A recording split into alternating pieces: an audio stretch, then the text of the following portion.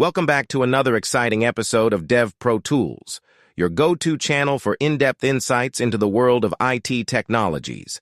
And today, we've got a treat for all you developers and React enthusiasts out there.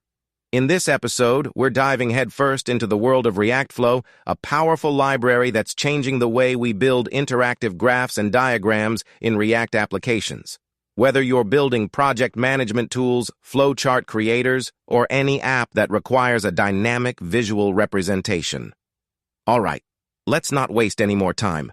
Buckle up, because we're about to explore the exciting world of ReactFlow right here on Dev Pro Tools. Now that we're all set to dive into ReactFlow, the first step is to set it up in your React project. Don't worry, it's a breeze. Let's get started. First, make sure you have a React project ready to go.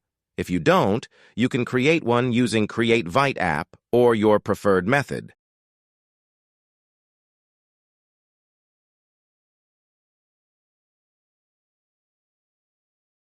Next, let's install ReactFlow. You can do this easily using npm or yarn. I'll use npm in this example.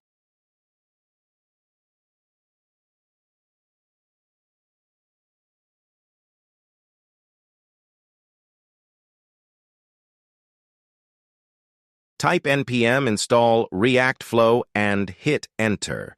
This will download and install ReactFlow and its dependencies for your project.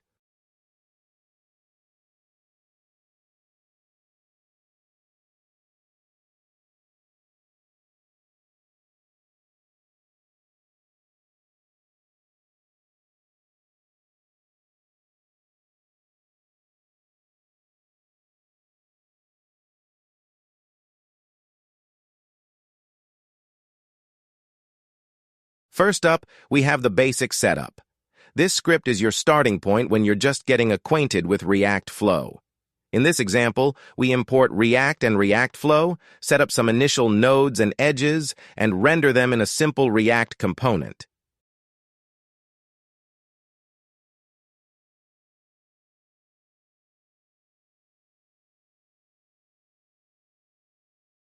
Here, we've defined two nodes labeled 1 and 2 and connected them. When we run this code, we get a basic ReactFlow diagram displayed on our screen. This is a minimal setup to get you started with ReactFlow.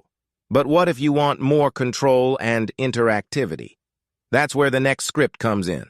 In this second script example, we'll take things up a notch by adding interactivity to our diagram. Now, we're not just rendering a static diagram. We're using hooks like useNodesState and useEdgesState to manage our nodes and edges dynamically. We've also implemented the onConnect function, allowing us to add edges by dragging and connecting nodes. With this script, you have more control over your diagram, making it perfect for applications where you want to build and modify graphs on the fly. Now, for the third and final example, we're taking things to the next level. We're adding controls, a minimap, and a background to enhance the user experience. In addition to the previous features, we've included a controls component for zooming and panning, a minimap to get an overview of the entire graph, and a stylish background with customizable options. When we run this script, we get a more polished and feature-rich ReactFlow interface. With these enhancements, ReactFlow becomes a powerful tool for creating interactive diagrams and graphs in your applications.